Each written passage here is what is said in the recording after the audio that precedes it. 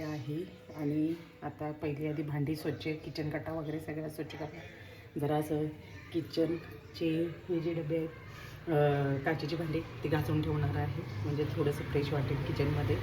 आणि जरा असं पसारा व्यवस्थित किचनच्या फरशा लाद्या वगैरे सगळ्या पुसून काढणार आहे, जेणेकरून जरा स्वच्छ वाटेल घरात, फ्रेश. जरा किचन जरा उन्हाळ्यानं खूप चिकट असं अजिबात सहन होत नाही, ते सगळं स्वच्छ करणार. कारण आता पावसाळा परत चालू झाला की लवकर आता आणि 2-3 महिन्याशिवाय काहीकडे लक्ष जाणार नाही. त्यामुळं तर चाललं आहे माझं तिथं साफसफाईचं काम चाललं.